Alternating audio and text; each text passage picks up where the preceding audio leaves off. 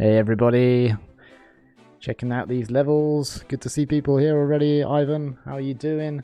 Mauricio, you're here as well. Yeah. Hello, friends. Okay, Mini por ahí. Bien, más hermano. Muy bien. Okay, we have That's your Spanish. Muy bien. That's good. yeah, muy bien. We've got like about 5 minutes. And I think Mauricio, I think your microphone sounds excellent. Can anyone in the chat confirm it's sounding good? Thank you.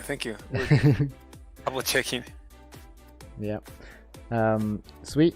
Okay. Gonna have 3 minutes. I'm gonna run a little Patreon advert. We're gonna later on after the stream will last about an hour, and then after that we'll have a little break, like 20 minutes or so, and we'll get onto Discord. And Discord's going to be available to patrons. It's just like $1 to sign up. So I'll run the little advert for that now, so that if you have, well, you've got 5 minutes now, you can sign up, so you're all prepared for after the stream. All right, Mauricio, we will hear from you. That's right. Yeah, for sure. Creo que sí.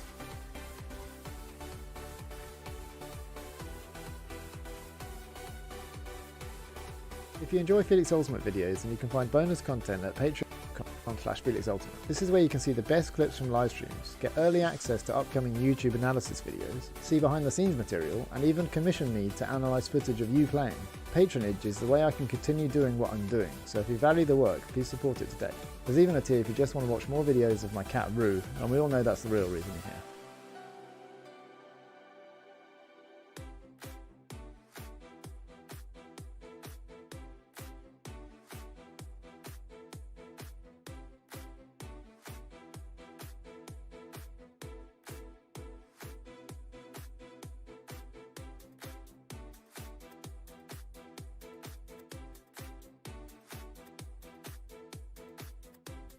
Yeah, this bit of the advert doesn't have any voiceover to it. It's just shows you how easy it is to sign up. We're going to be having like a Q&A session with Mauricio on the Discord, which you immediately get access to once you sign up to Patreon. That'll be after the stream. We're going to try and focus a bit more on the footage, talk about the plays, because it's an epic end to this game. I'm really looking forward to it, and I'm so glad that Mauricio's microphone is sounding good.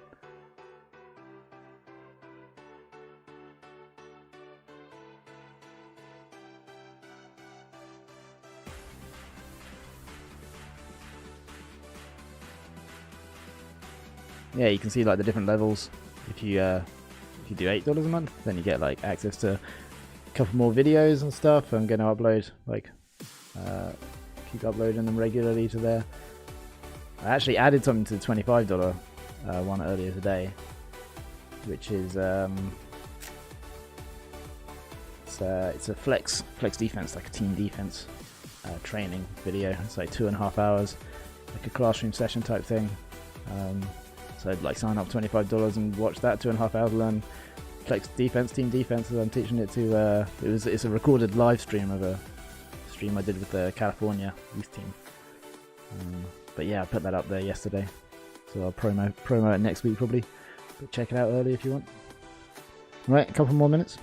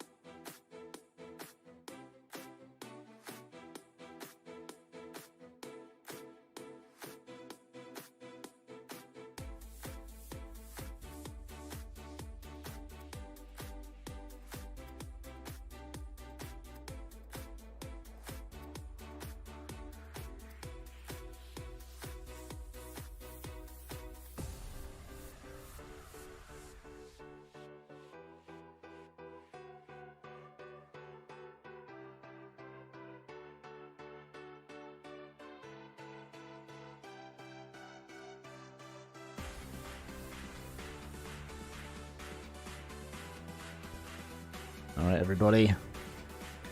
Let's get this stream rolling. Hey, everybody. Welcome to the stream. I am Felix from Felix Ultimate. I'm joined by an inspirational genius in Ultimate Frisbee. It is Mauricio Moore. Mauricio, hello. Good to have you with us. Thank you, my friend. Thank you to everyone acting in this amazing second part of this epic game. It's US at World Games. It has been a pleasure to talk to you, Felix, and other couple of friends around the channel. So thank you very much for this invitation and for sharing everyone a different perspective of Ultimate. That's phenomenal. Yeah, that's what we do. I'm so excited about this game. Going through the first part with you. We've only got like the second half footage, and it took us like 1.5 hours to go through half of that footage, so like a quarter of the game, and that was really cool. That stream is online on YouTube. This stream is going to go private afterwards. So if you have any friends that say, oh, I missed the beginning or whatever, then direct them to the Patreon, and that's going to be available there. After the stream, we're going to have a Q&A session with Mauricio for patrons on the Discord, so that would be super easy to get involved with. We'll have a little break after about an hour and then head to the Q&A thing in Discord. So expect the stream to take about an hour. We will focus a bit more on the footage and talk about the plays and stuff that are going on, stuff that we're seeing on the screen. A bit more of that than we did last stream, because it's an epic climax to this game. Yes, it is. So yeah, and maybe also for people watching, you should expect it's going to be a little bit more fast and fluid, the second part. So you have to check on the first one for sure, because a lot of the tools, or a lot of it used for what we're going to talk in this session today are in that first part. It's like about the clues of how subtle things move the other concrete things, how we plan and how we build all this structure of tactics and strategy and everything around. Yeah, there's a lot of interesting stuff we covered in the last stream. The I trust you mantra. I made a little clip of that and put it on Reddit, and it's proved to be very popular, as it should be, because it's like revolutionary kind of thinking, and that will come up again. We'll see something pretty amazing in the footage. I don't even know if you've seen what I saw earlier today, Mauricio, and I looked closely at the footage. Cool. Right. Cheers, AJ. Yes, we're just running through the replays in this lovely screen I have up here. Is it, or maybe up here? Yeah. It's there. Yeah. Yeah. Right there. So those are the replays from the first half. So let me just switch it so that we have big screen. There we go. So I'm getting better at this streaming stuff. I'm learning how to do all the little tricks. So here we're seeing like the last clip that we saw, just this goal being scored from last Wednesday. Now let's go into today's footage. All right, starts with a nice shot of you, Mauricio. We don't have we're not using any audio because the audio, it sounds like this. So it's just Polish being spoken.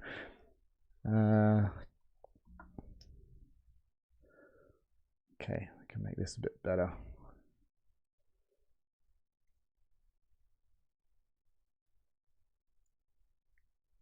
There we go. Looks pretty good. Just as a recap for people watching. Okay, we started the game pretty with a lot of points in advantage, and close to we get into the half by far. Actually, after the half, we get a after we get into the half with the Callahan, and then after that we start to make simple takes like this one right there, and the newest died pretty soon into the second half. So that create for hard environment our team. As you can see, we're in person, Your and you can microphone cut out there. As you can see, what are you saying? yeah. So you can see that we were guarding person, Mm. and we still like trying to use what we were doing in the first part of the game. Actually, US definitely figured that out.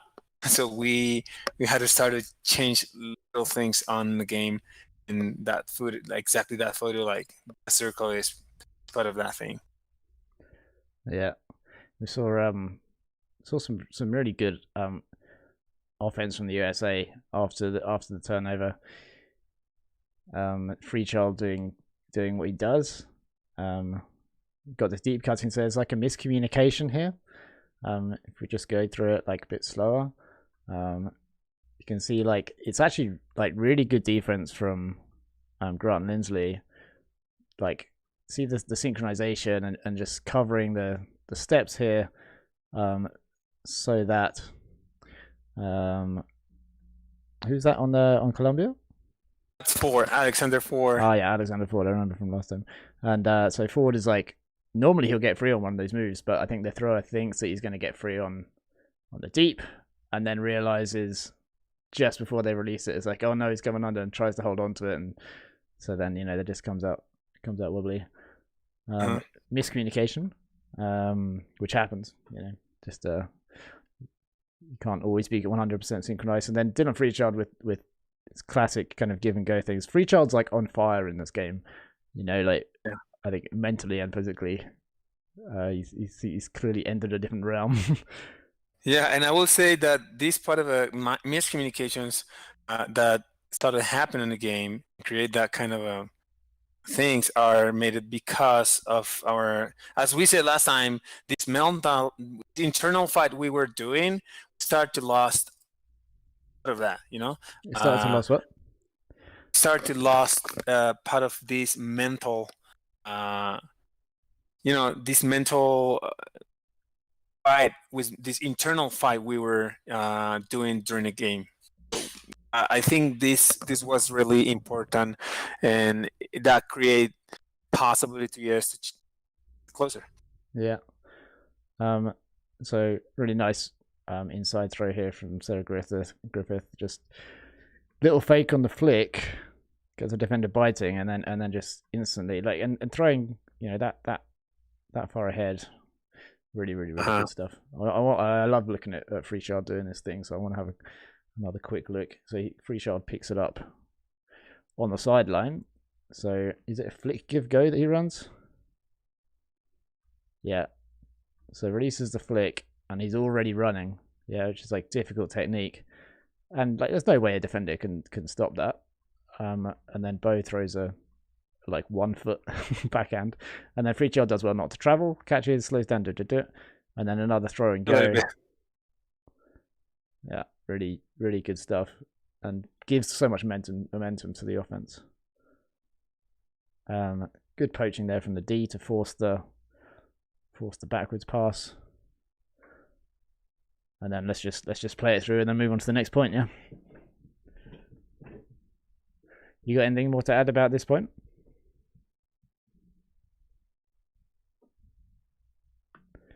Mauricio, hello? Sorry, I muted. It's my fault. I was saying a lot of things. Okay, I explained everything. I said, no, this point is both are showing, and the last point before this one are showing the same. Are showing that we were down a little bit in our commitment. You see this huddle. When we huddle, we used also this mental concept to focus on what we're doing. It's called. It was not called like this in war games, but now we called it breath. Is take 3 times to go over breath. Sorry, see, a breath. Go over these 3 logical times called instant to see, time to understand, and a moment for conclusions. It's not just talking, which is the normal things that people used to do. we focus on go through this pattern, and the most important thing is what is your understanding. So you see what you saw on the game, basically the mistakes and things that happen, but also the good things that happen in a game. And you need to focus more on the understanding, because most of our ultimate players used to just see and make a conclusion. For example, oh, we're we're turning over. We got in turnovers on the forehand side. Oh, let's gonna swing it. It looks like the logical, but it's not, because you need to understand why this is happening. Maybe this happening is deepest, and if you go deep and deep and deeper, you can make a better conclusion. Understand? So it's not just they're breaking. Okay, no more breaks. This is not going to work. It's one of the more faults in Ultimate. Like no more hawks or no more breaks or no more drops. And how? So the how you can find it in that middle or in the time to understand why I'm doing this and go deeper and deeper. Like, okay, maybe I'm nervous. So the thing that I have to solve is, to not be nervous and not just, trying to do another course. Yeah. So that helped us a lot.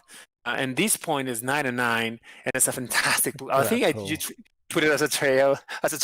Yeah, on it's Instagram. fantastic. Pool 9-9, and we're almost trapped in our end zone. And then US started to do some under, as you saw. Started force our players go deep, and that started to push ourselves to go more again to speed. Touches. So that makes them, that breaks a little bit the mark. Who's this player doing the quick give go moves here? Can't quite see the numbers. Exactly. You can see, there's a lot of give and go, a lot of touches, score easily. Is that so I think Sabalas? Yeah. Is that Sabalas doing those quick touches? There were a lot of people. I mean, before Gina was, I didn't pay attention at that point. So yeah, here we go. This one is Rama Andres. So Rama. This is Mini, which is connected. What's up, my friend? Okay, one in the line. And that Rama, yeah, this one is Andres Felipe Ramirez, the junior guy I told you. Yeah. So he just comes in and just gets a disc, gives it up, gets a disc, gives it up, and then, exactly. and then the score happens. Then Santi, then Gina, and then the score. That was a pretty beautiful move, and I think that gave us confidence again. We're still fighting with other issues. Yeah, it reminded me of the indie game of tennis when you were talking earlier about, don't it's not necessarily the obvious, first thing. Don't get broken. Don't let the hucks happen. Often it's something else. You think, if you think deeper about something else, and then you put yourself in a good mindset, and you're able to perform at a much higher level. Yeah, exactly. Just imagine how you're gonna train or how you're gonna teach to the people to do these kind of movements. It's almost impossible to teach it. What you're gonna say in terms of system. You have to say concepts like pass, find another space, go fast. Like things like that, and some other deeper and bigger things people use. So that was a really good example of how we were connecting mental situation, but also next point, for example, things that started happening about that. Like we were not 100% connected at this point. I think the breath helps a lot for this, switching for this lot of breaks we got. Then, when you're there, you're watching the clock, you're kind of stressed out. There's a myth in you, like saying, okay, that was a good first half. Now US are gonna beat us. That thing's in your mind all the time. Yeah. Okay, I've just rewound because Joe Marmosine points out that I mean, I was looking at Rama doing the quick give go moves, to kind of just get that disc moving really fast, outside the end zone. Marmstein points out Cartagena. Amazing cut to get open, break out of the press, and then the immediate punish of Mikkel's poach. So let's try and see. So there's Mikkel poaching over here. He comes over here. That throw is actually crazy, right? Like, look at it. Like, Mikkel suddenly appeared, boom, and then the decision here to then throw like through this gap with these best defenders in the world, 3 of them right there, it slots right the way through. Like, it has to be so fast and accurate. Thank you very much, Anna, for the subscription. Yeah, good spot, Joe Marmstein. And something else that the chat said about the last point. I'll just move on to the next one. With the inward pivot from Sarah Griffith. And someone pointed out it was after an outward pivot. And again, I think it's the it's about the speed that you get your balance facing infield and going inwards. So she caught the disc.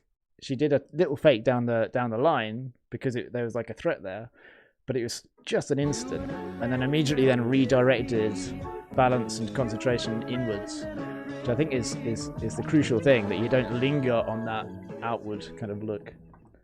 Thank you for the subscriptions. Yeah, that's fantastic.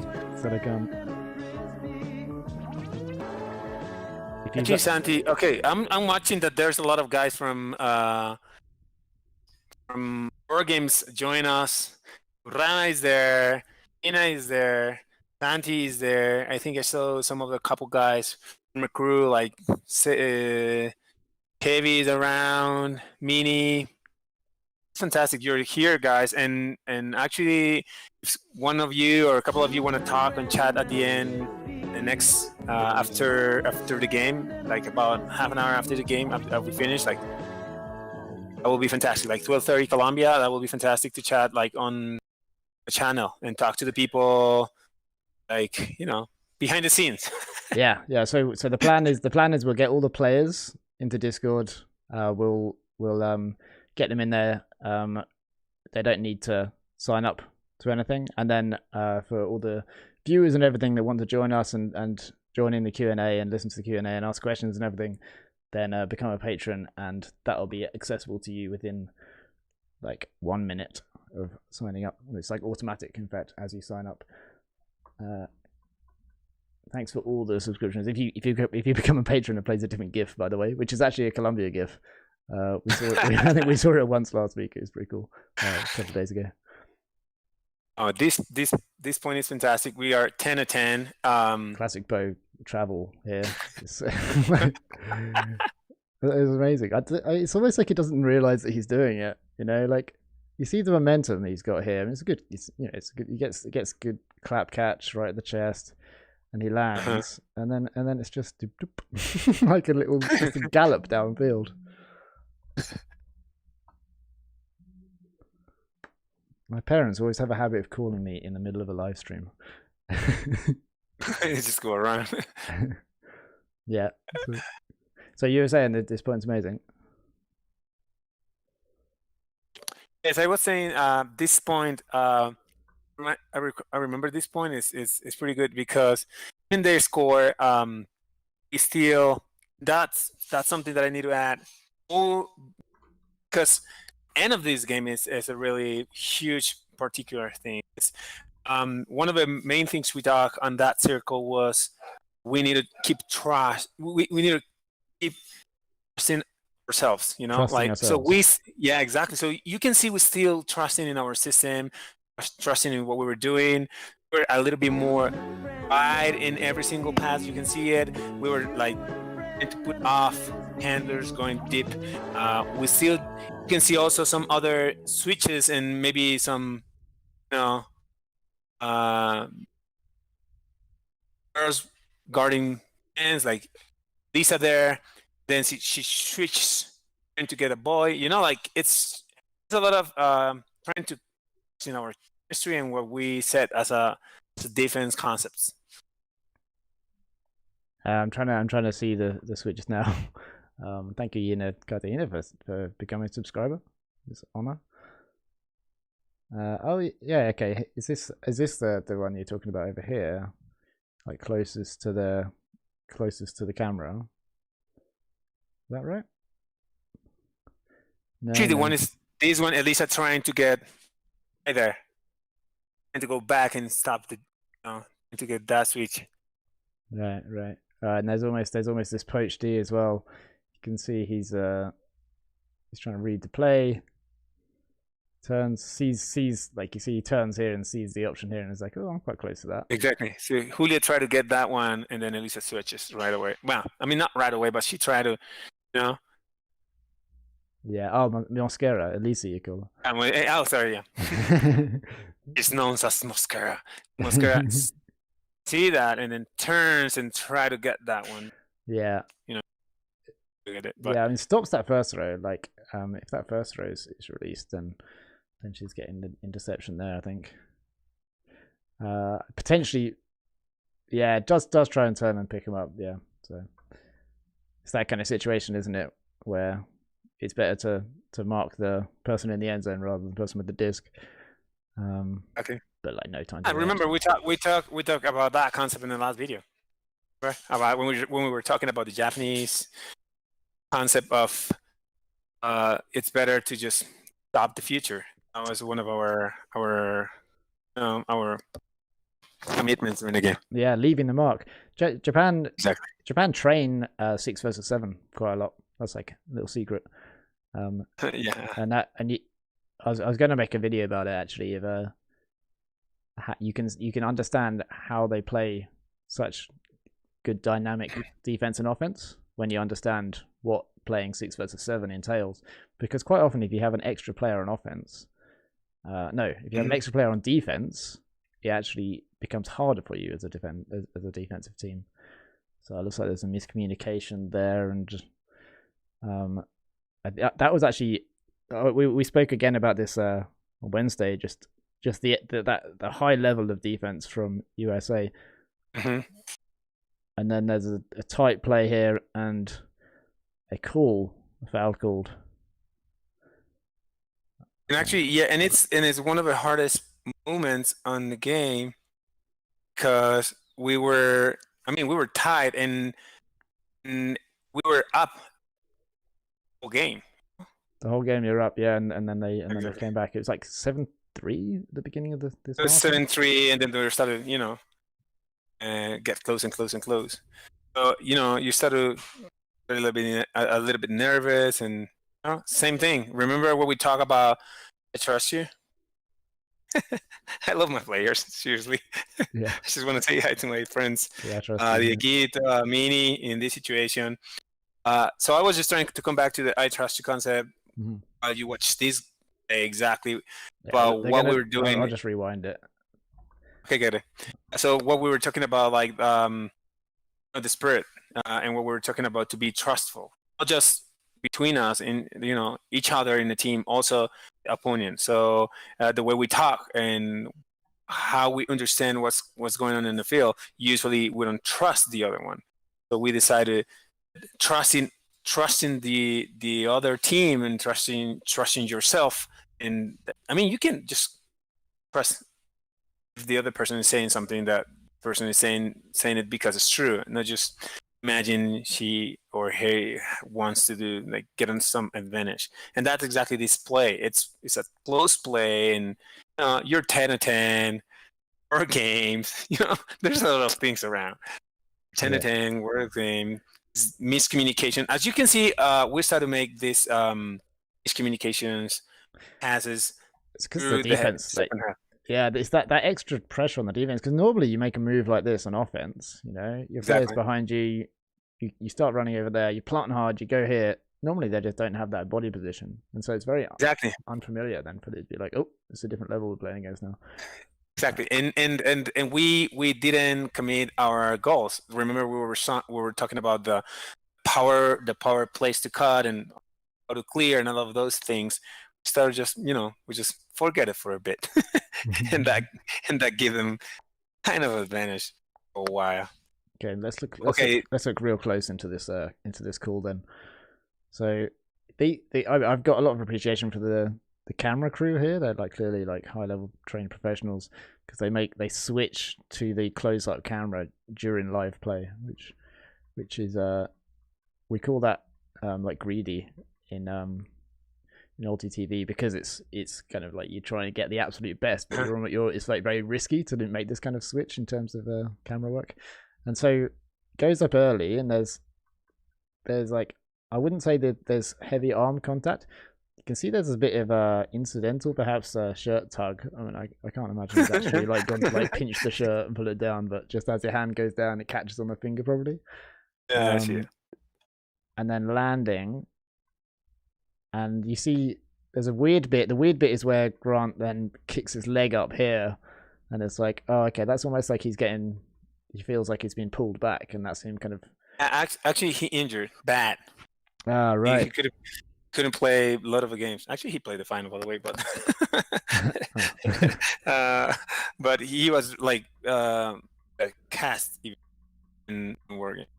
Yeah. I think because of this play. I'm not sure, but I remember this play, and maybe it's because of this play. Allen's injured bad. Right. Okay. Yeah. So he hurts his right knee. And then the call was after this. I mean, it was not there actually. That was not the call. The call was on the wasn't throw. What about the throw? Yeah, you'll see it. Like it's just and Jimmy called foul to Ivan. Really? Oh, so this is the call. Yeah. We cannot even see it. Then I just saying because of a talk after this. I mean, it doesn't.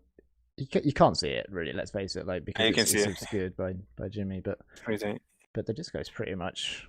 But same thing. We just said like, well, that really happened. It's whatever you decide with the other team. So that's the most important thing. Like, then the most important point of view is what your opponent and you both agree even if it's not officially true. Like if it's not.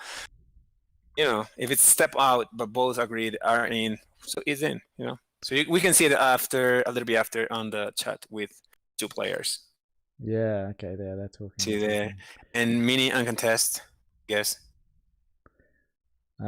Just quickly answering Joe Marmstein about Japan. I think they do both. So I think they train 6 versus 7 offense v defense and defense versus offense. I can imagine they would do both because I can see how it's useful for both. Okay, I like your idea that so long as the players agree, then it's all good, even if it's not necessarily 100% correct.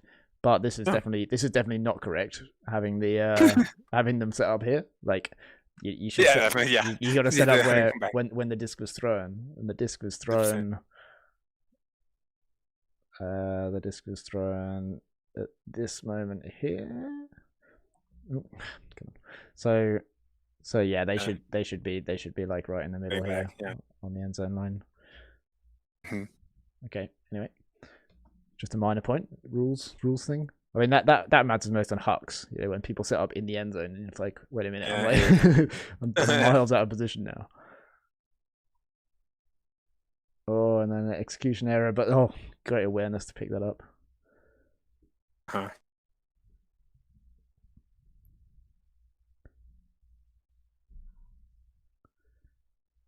Good D. So I think there's a stall out call here. Let's just have a look at Finney. Finney with the pickup here. She comes out of the stack, I believe. Yeah, and she's like, oh, that's a bit wayward, and then she comes out and lays out for it. Awesome stuff. Is the stall out called on Finney? I think it is, right? Now, yes. So this is something that we do on this stream, is that because I'm in video editing software, I can actually like count exactly how long the stall count is, or like the moment between when she catches it and when she releases it. It's not actually the stall count. So okay, 10 seconds and 22 frames. All right, and this is a 30 FPS footage. So 10 seconds and 22 frames is the moment that she gets control of the disc, and then the disc is released. I think she's pivoting too much. Yeah. And then the disc is released here. So that's 20:02. So that's 10, almost 10 seconds. That's like 9 1/3 seconds. Yeah. It was close, but it's not. 9 2/3 seconds, I think. I mean, for me, that probably that 10 has been said by that point, because normally it like the average stall count is like 8.3 seconds. I did like a little one time I was making a DVD and I counted all of them up, and it was like 8.3 seconds was the average. So if you're actually taking 9 2/3 seconds to get to 10, then you're counting really, really slowly. And like everyone on the field would be like, that's a really slow count. So I mean, we don't know what number she was actually saying, but yeah, clearly contested. Liam Kelly comes in to chat it out. I'm a big fan of Liam Kelly, my favorite game advisor, I'd say. No offense to any other game advisors, but Liam Kelly is fantastic. He's like, calm down. Okay. Yeah. So he's like, you're calling stall out. You're contesting. Let's just fast forward through this chat.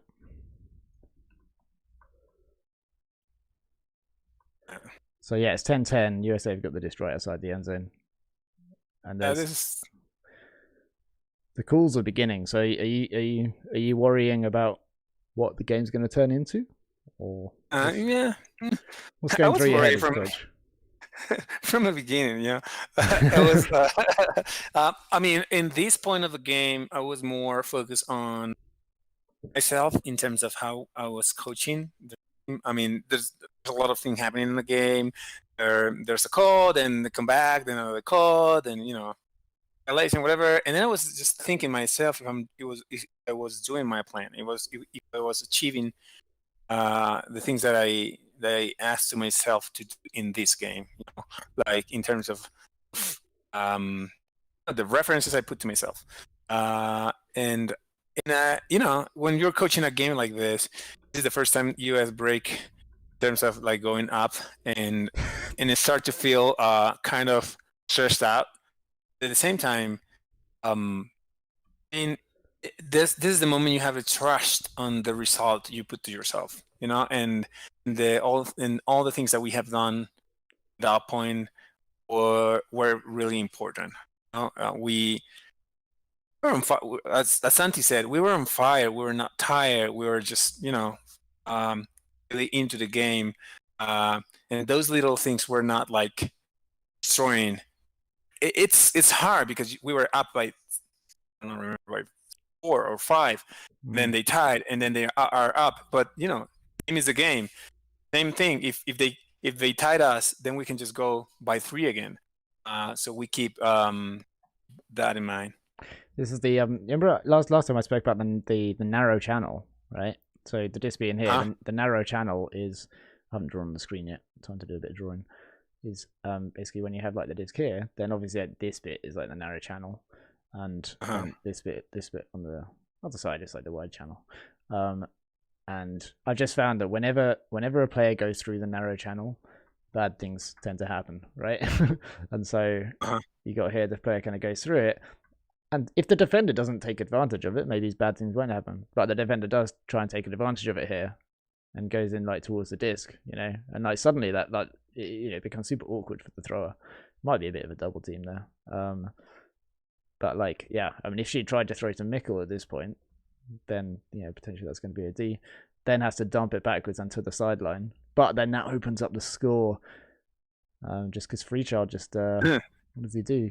He gets around. His arm's going up, but it doesn't look like there's contact or anything. I think I miscounted on that stall count. I think it was 9 1/3. I was doing quick math. Look at this spike. Freechild. I've never seen him quite like this. And that comes up in a bit as well. Right, here you are chatting to the line. Yeah, so we are 11-10.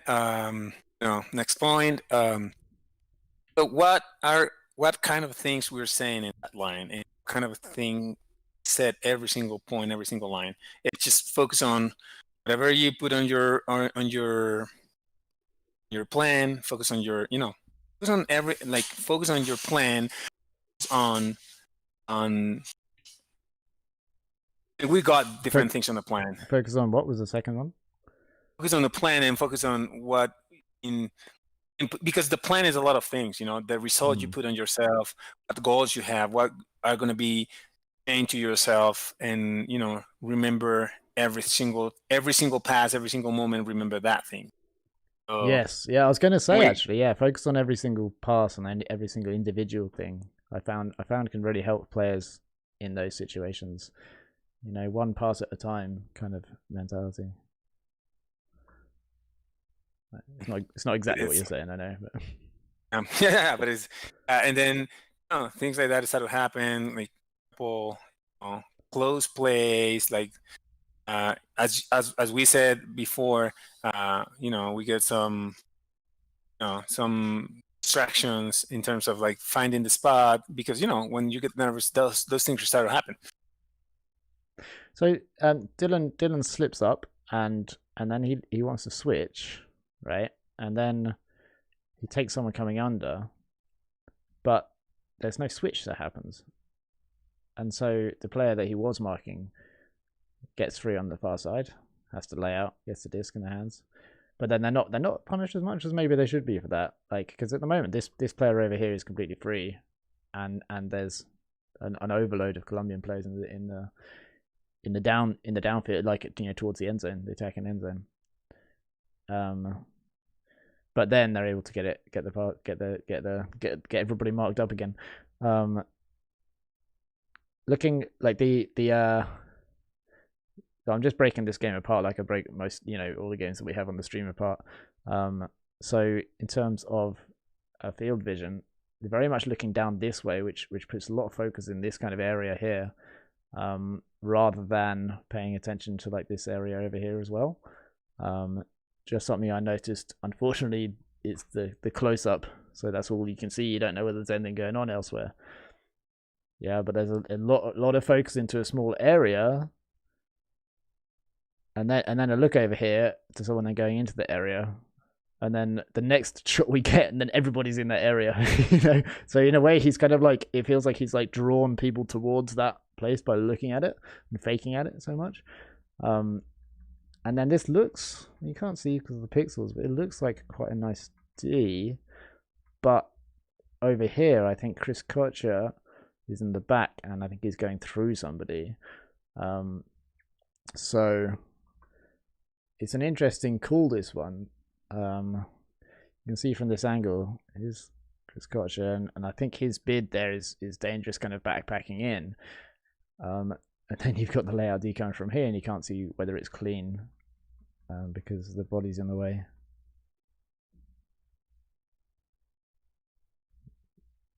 Can you remember what was happening during this chaos on the field? Like what the vibe was? Did you feel like there were bad calls?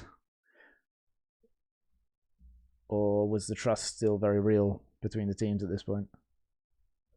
It was pretty, it was part of a game, we're close, and, a lot of, intensity. So actually, our players going to the same spot. So that kind of things happen. And I think it was super good spirit, by the way. Actually, nice. This point takes a lot. So, and it takes a lot of time and after then they get a timeout, and, yeah, keep going and going and going for a while. And then it's a big point. I'll go through it like fairly quickly. So there's some talk, then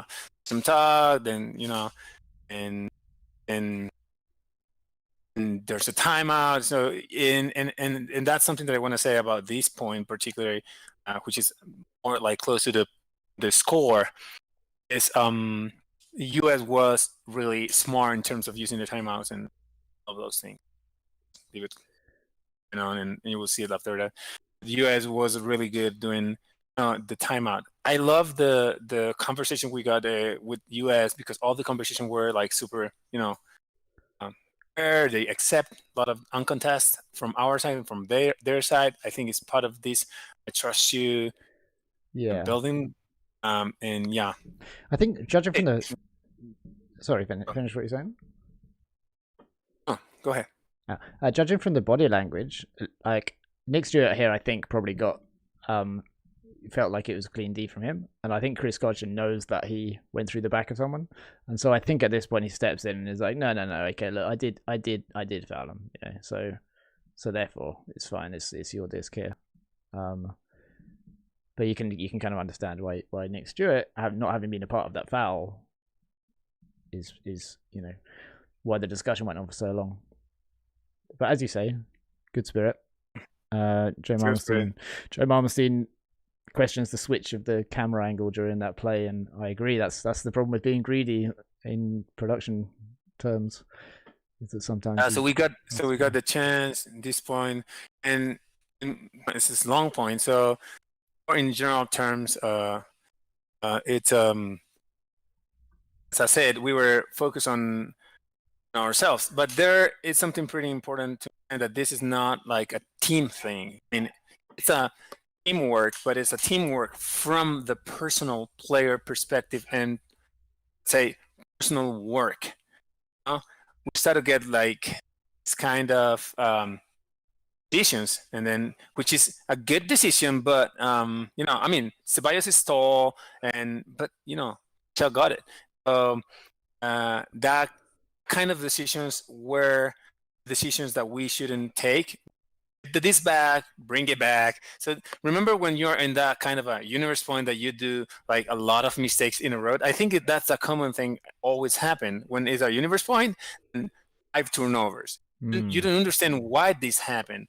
And if you see it from like a different perspective, the normal perspective, how are you gonna the game like super solid, mostly 2 turnovers per point, or most of the points no turnovers, and then that was a sick deep.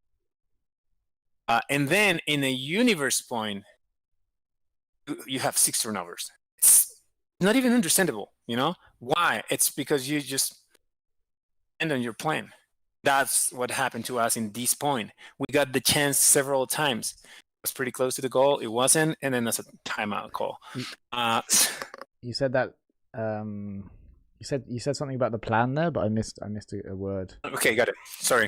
I was saying that what happened in this point is we just forgot the plan. We start to just play, emotionally, and that was bad for us. Yeah. But so this setup here, this is a very narrow spread of players, basically. And it comes with the moment in the game of you want to be aggressive, you want to kind of make a difference, you want to get the disc moving downfield. And the defense is giving more trouble than previous points, potentially. But like in Hex, then you kind of view the spaces like this, right?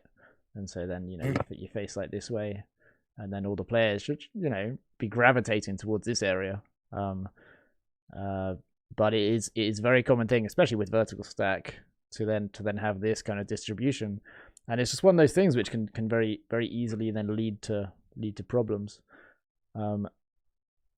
And this gets moved around a bit, but I think this is one of those things as well of like when you've been on offense for a certain amount of time and it feels really really hard to get free at all, then you're way more likely just to like smash it deep. So I think that creeps in a bit there. And then Freechild is just on fire. Like he literally runs around to get the D here. And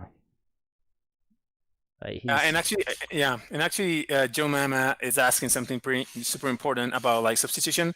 I will answer right after this point, because this point, as I said, after this and Child D here, then another couple, and then the goal. I'm sorry, and then the timeout just right close to the end zone.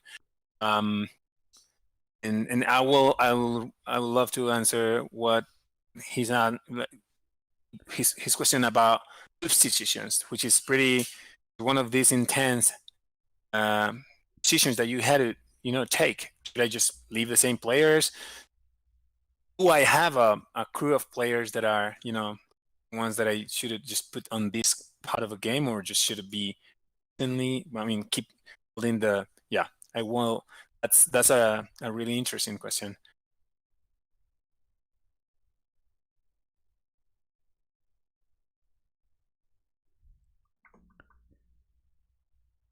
I was gonna talk a bit about Free Child again. There's a turnover here, and someone mentioned something about observers and game advisors in the chat. I haven't really had time to look at it all the way through. Yeah. But yeah, Free Child gets a good D here, right? Yeah. Like really, he's firing all cylinders. But like, there's a thing here, right? And okay, I mean, I can't say that he knows that he's not in. Yeah, like I don't want to make it about that. But the thing that bugs me is that he looks to the game advisor and he points in, you know, and so it's a shirking of responsibility. And I can't criticize too much because you're playing in the World Games and you're having a blinder of a game and you've been down all match and now you're 1 point up, and so there's lots of crazy stuff going on inside your head. But it's for me it's that dissolution of responsibility, and then when the timeout's called, he calls it again looking at Liam on the sideline. And this is a game advisor, yeah, like the person he should be looking at is the defender. Yeah, he should be telling the defender that I was in bounds. He should be telling the defender I'm calling a timeout. Like it just bugs me a little bit. And I think it comes from playing with observers, partly, but I don't like it as a kind of like attitude or approach. Maybe that's just me. I mean, it's one of those things that shows up on that kind of a stressful part of a game, and that's something that we train a lot.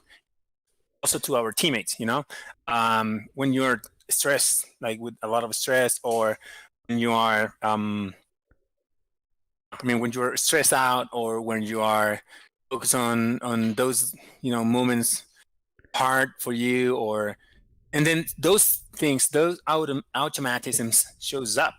Yeah, it's what it's something used to. that we talk about.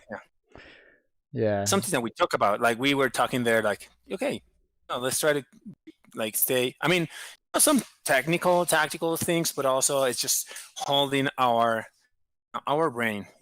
It's game to 13 though, so it's hard to say.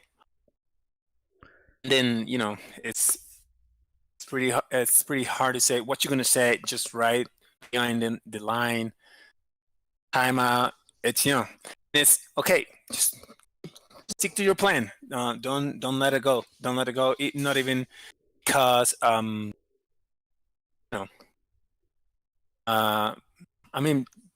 hold your plan, stick to it, and if you stick to the plan, things are gonna happen.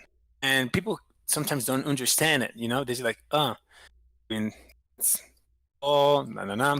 And what happened is after that, and magic shows up, and that's the good thing in this game, because one of our goals, and you saw that through the whole game, and mostly, and we talked days ago.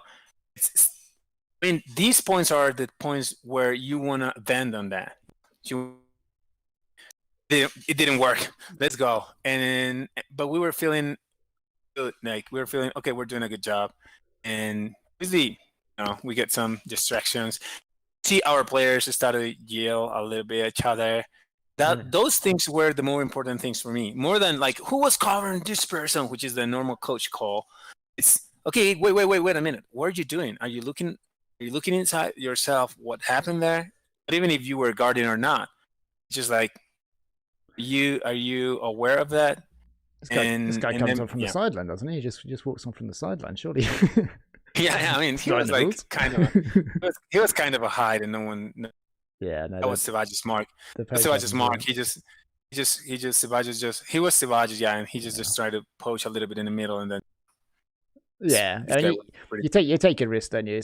Defense is all about gambles, so you gamble there, and then he has to complete the long pass kind of across the front of the end zone. And then for the next point about substitutions. So I'm trying to answer to Joe Mama. And then I maybe yeah, I'm there. Yeah, exactly. Then that's a good thing that we learn from games is that it's just have 14 players, you know. Just have 14. So you need to use everyone every time.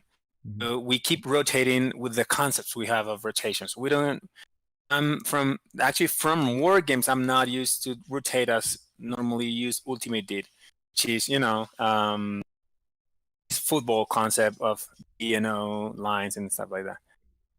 So we got a different perspective of how to rotate. Say I do have a different perspective of how to make rotation on the teams.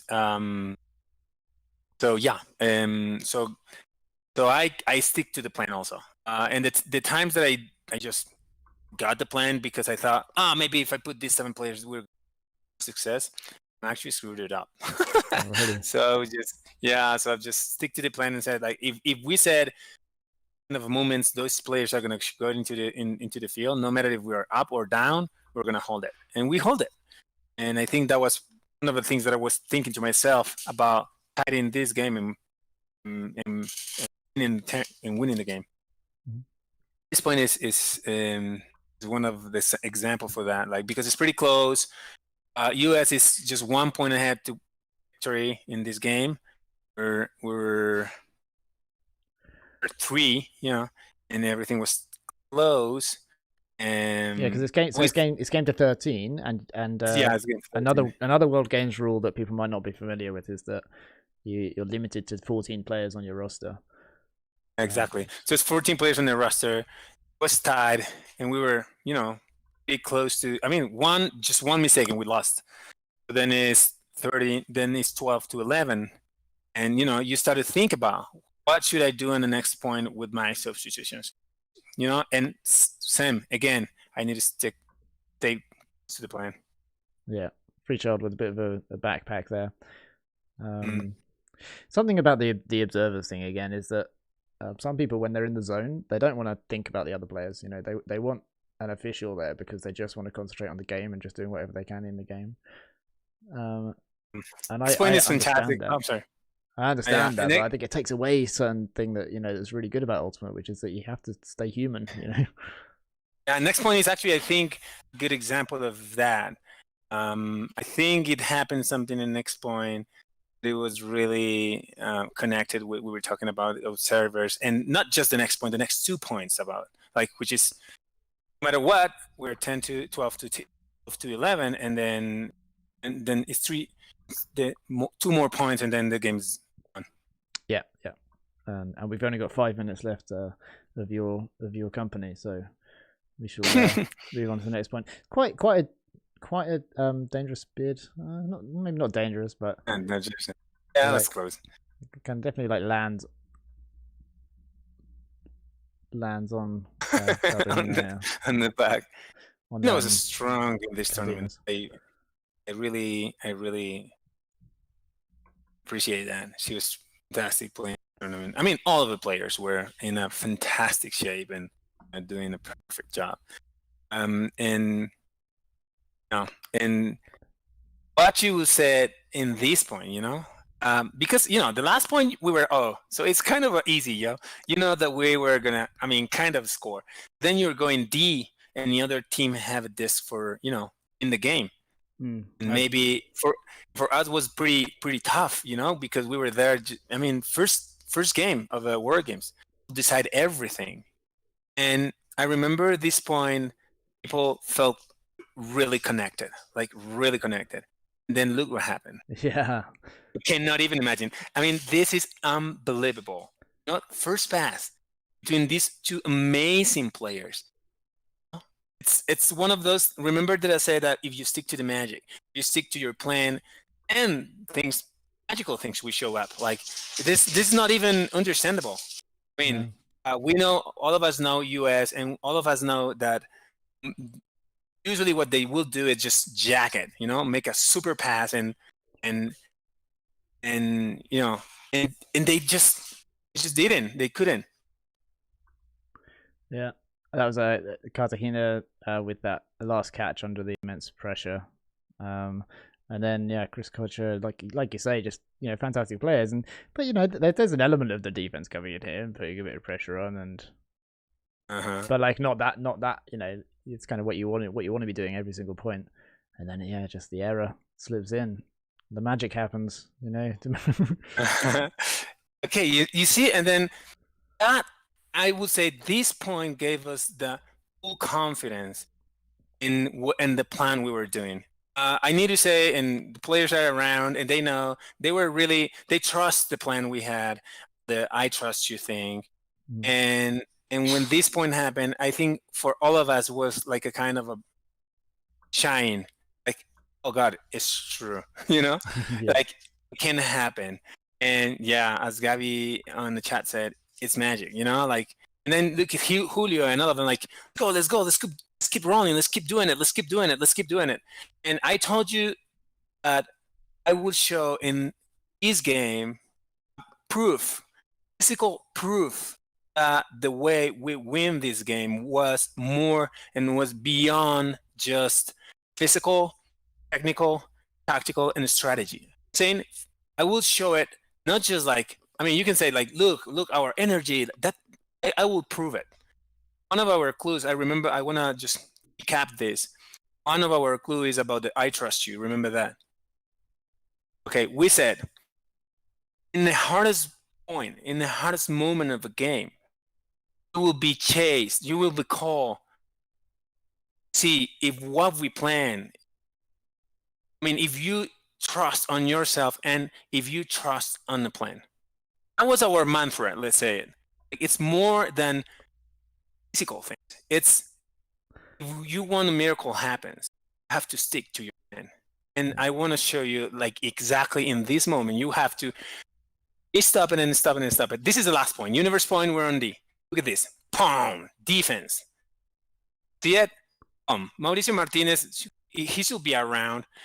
He just see that, like, let's say he just get pissed. Like not pissed, like he's just like, oh my God, you know, like, yeah, this is not gonna happen, you know? You can see the pain in his face when he's like, oh. I mean, and just imagine, we're just close to the end zone.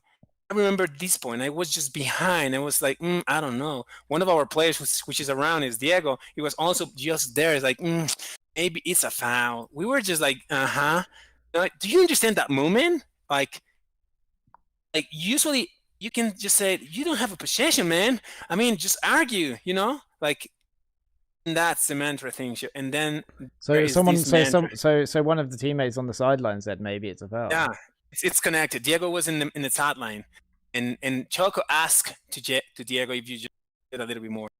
Choco asked to Diego about. Yeah, I'm just gonna show it from the other angle quickly.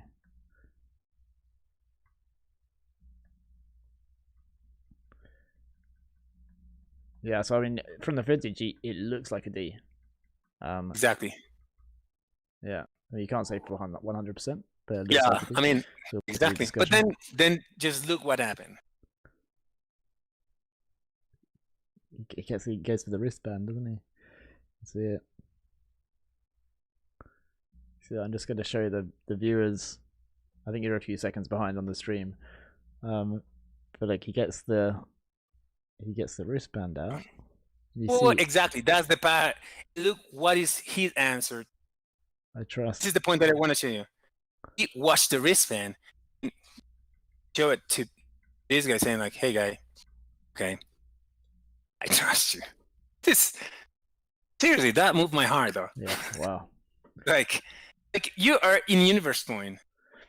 You know? Universe point. I got emotional when I was going through the footage earlier. I welled up. It's like. I really remember this point, like the point.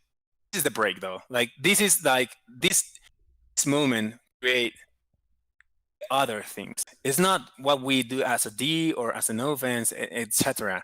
It's just like that moment create what the moment created what? It creates this exactly. A turnover, you know? Yeah. Like I remember I told you that's exactly the same play that happened at Tep. Then we win, you know? And then you say like, oh, because we did a really good D. No, it's just because when this battle you have to fight inside yourself happen and eat it. And you stand up, you didn't give up. You know? The battle inside yourself happens and you beat it, you say? that what you said? Exactly. Yeah. Yeah, I mean, what I'm saying is like, you every single player was trusting themselves, and Coco asked to Diego at that moment. Diego said like, yeah, it was a foul. Even if it was a close thing, like you could say like, no, it's not a foul, and just like stay there. Actually, I remember Choco asked Diego. Diego watched to me, and it was a triangle thing. Like all of us agreed. Like, I mean, just trust this guy more than if it's a foul or not. Just trust this guy, and he trusts, and that gave us that switch. I was saying, you can see it on the game. You can see, you can see this guy showing the bracelet, saying, "I trust you."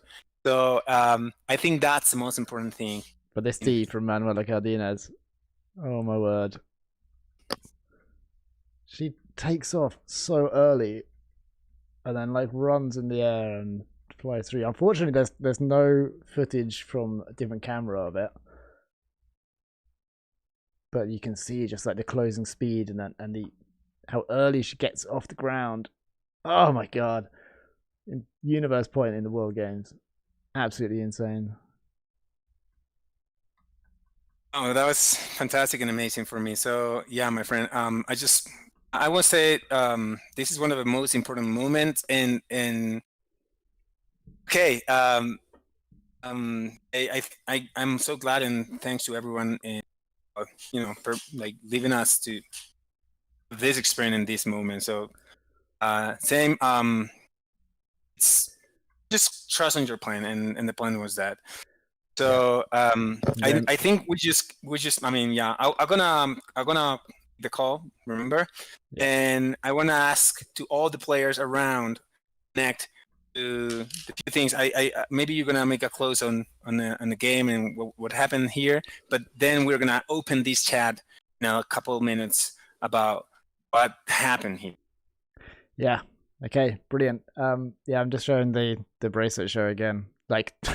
Two amazing moments in the last in the last thing, and I think you're right that the thing to focus on is the I trust you and how it won through. Absolutely incredible. Mauricio, you've got to go, and you'll be back in 20 minutes on Discord. Thank you very much for joining for the stream. Hopefully we can do it again in a few weeks' time or something. Have you gone already? I think he's gone already. I'm sorry, I just muted again. Yeah, I will be there. Cool. Thank you, Mauricio. I'll see you in 20 minutes on Discord. Yeah, so we're gonna have like a Q&A with Mauricio on Discord. All the players, if you're a player, then I think Mauricio will send you a link, or if you email me, Felix@felixultimate.com. I will send you a link to Discord, so the players can all then join in the chat. Can't wait to hear all your angles on the game. Maybe we can get Ravi doing some Spanish translations and stuff. For everyone else, to join the Discord, to join the Q&A, then it's just $1. So you go to patreon.com/felixultimate. I will put the link in the chat. Thank you for subscribing, Lucia. Patreon.com/felixultimate in the chat. That is the link. You'll have to copy paste it. It's just $1. If for any reason the system doesn't work, or you can't sign up for the patronage for $1, then drop me an email, right? Because I don't want anyone to miss out. Okay, so drop me an email and I'll send you the Discord. Thank you very much for everybody in the chat for joining. All your questions to Mauricio. Sorry if we didn't get round to answering everybody's questions. I hope you really enjoyed the stream. I love chatting to Mauricio, and I love hearing his angles on everything. Like he just expands my whole appreciation of the sport and my love of the game. And what incredible moments here as well in this match. I'm so glad we got a hold of the footage.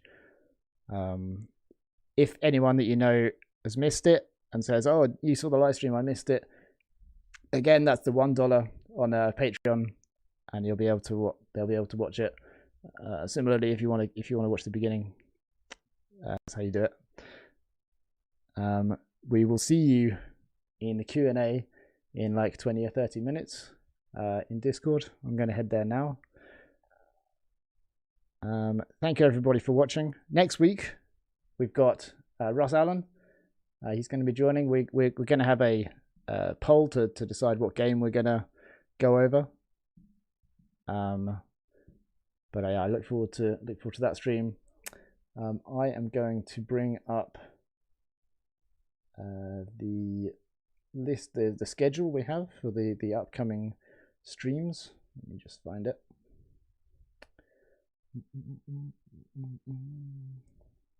Now's the perfect time to start going off and signing up to patreon.com. Just wrapping up. So here's the film session schedule. Hopefully you can see that. Let me just double check. Yeah, so I'll move a bit to the left, shall I? Apparently not. There we go. Okay, there we go. Sweet. So that's what we had Mauricio today. We've got Brian Jones in a couple of weeks going over Bravo and Revolver. We're going to get Liam Grant back. I'm chatting to Daryl Stanley at the moment. Yet to confirm that. Big shout out to all of the current patrons, plus those that are signing up today. Got the different tiers. So these are the people that kind of help it happen. Mean it can happen. We've got the Swarm here, people that have joined for the film sessions, and then the film session archive, which is available on YouTube. Thank you everybody. It's been a really enjoyable stream. I hope to see you in Discord in 20 minutes. Yeah, I hope you've really enjoyed it, and I'll see you again soon.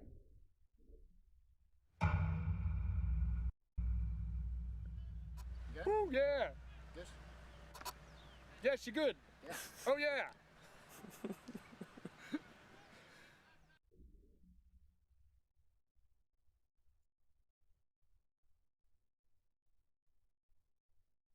If you enjoy Felix Ultimate videos, then you can find bonus content at patreon.com/FelixUltimate. This is where you can see the best clips from live streams, get early access to upcoming YouTube analysis videos, see behind the scenes material, and even commission me to analyse footage of you playing.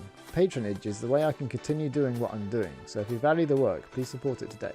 There's even a tier if you just want to watch more videos of my cat Rue, and we all know that's the real reason you're here.